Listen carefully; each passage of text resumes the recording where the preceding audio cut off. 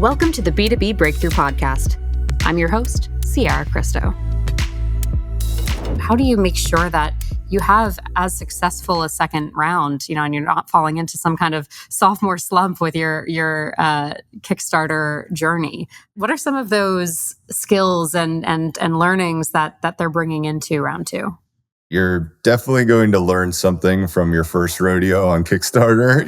You're always going to take something away, even if you executed it very well. So probably a lot of those learnings are going to be around communication and figuring out how to do it better the next time, how to anticipate questions that backers had during your first run. And hopefully you're just in general in a better spot as far as being able to answer questions around how are we making this? What is the timeline for that? I think with follow-on campaigns, there's just more trust. There's at least one case study of you doing this and accomplishing what you set out to do. I think you get more trust baked in to follow on. But then I think what it does is creates more pressure on the quality of the product and how unique it is. And, it's hard to create a completely new thing that is as exciting as the first thing that you made. And you can continue building on the same, you still have contact with your backers from the first round. Is that right? Are you still able to build on that community? Of course. Yeah. And updating and direct messaging and, of course, emailing and all of the things to your existing audience and bringing them along for the ride, giving them exclusive deals in the process as well to thank them for supporting you from the beginning. I think those are all, yes, that's all sound strategy. But yeah, you also want to see maybe your next product, it does speak to a slightly different audience or completely new ones. And so, yeah, there's always a kind of process of testing and validating that these are the folks that are going to be really excited about this, or do I need to go and do some more work off platform and finding those people. So what are some of the big pitfalls you find creators fall into in this process, in that first round? Yeah, I mean, I think the biggest one is what I'll call if you build it, they will come. And what I mean by this is that you've done no marketing, you've built no audience before you come to Kickstarter and kind of expect all of your marketing to just happen on platform.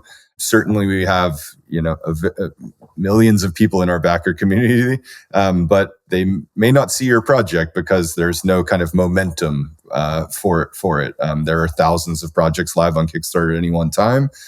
Just like on other platforms, if you're not on, the front of people's feeds, then, you're not going to be seen by as many folks. So really developing that audience and figuring out who this resonates with and starting to grow that before you launch.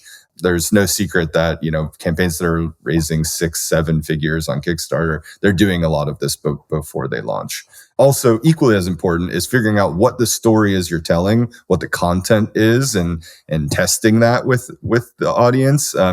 Your headlines and creative, your visuals, photo, video, all of that some is going to land better than others. And if you know that and you've tested that in small ways, then you can really scale that up and know what resonates earlier. So yeah, I think there's a few different levels of tests to do, and all of that. And part of that is having these working prototypes, or maybe not even a working prototype, but just a visual model to really, a rendering of some sort to bring it to life and feel exciting to backers. So how does something that's not actually working yet get the backing?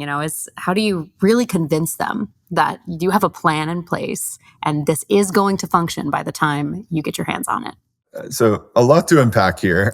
What you cannot do is just bring a render to Kickstarter and say, look at this great thing, don't you want it? There does need to be an unedited video of your prototype, and what its current functionality is a requirement. So, knowing that this may not be the finished thing, but you just need to be very clear about where you are in that process. And, that's the transparency that we're promoting as a platform, so that you're not kind of just showing beauty models of something and have no idea how it's going to work inside. And so, yeah, I think, again, in other forms of the more homework you do, the further you can go along in product development and multiple rounds of prototyping.